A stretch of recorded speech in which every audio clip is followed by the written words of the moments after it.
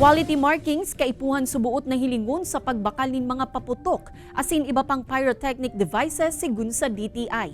Alagad mga paratiandanin paputok sa Naga City may pakiulay sa mga otoridad. Mantang pagbakal nin paputok online, pigdidisganar kan BFP Naga. Kunta no, aramon ta sa report ni Jessica Kalinog. Pag-abot sa mga paputok, compliance sa Philippine National Standards ang mayor na dapat obserbaran kan manufacturer man o retailer. Sigun sa Department of Trade and Industry o DTI Camarines Sur, dapat nahilingon ang PS o Product Standards para sa mga gibo sa Pilipinas, as in Imported Commodity Clearance o ICC mark naman para sa mga gibo sa ibang nasyon antes na magbakal nin paputok. Pag ang DTI nag-iikot, iyon lang po itong paghihiling ta. In case na mayong mga markings, ma-issue kami ni notice of violation. Kasi gusto sabihin, pag mayong PS mark, dahil siya compliant.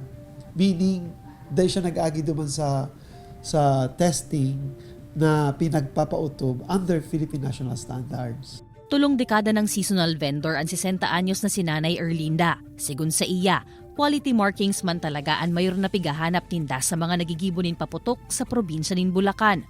Alagad saro siya sa mga nakaka-eksperyensya na pag-abot kan delivery. May mga nakahalo na mayo nin PS mark. Kayaan sa indang pangapodan sa task force paputok kan syudad. Magkaigwa man sana ning dikit na pag-intindi sa muya na daiman kami paghigpitan sa arog kayan dahil talagang daimi man kasalan o daimi man ginusto. Dapat balikan nila ang supplier nila. Sabihin nila na mayo digding ICC mark. Kasi dapat part siya katong inaapod ng mandatory labeling requirements. Mientras tanto, sa inisyal na inspeksyon kan Naga City Central Fire Station, maayo man subuotin mga bayolasyon na nahiling sa mga nagtitinda nin paputok sa Riverside.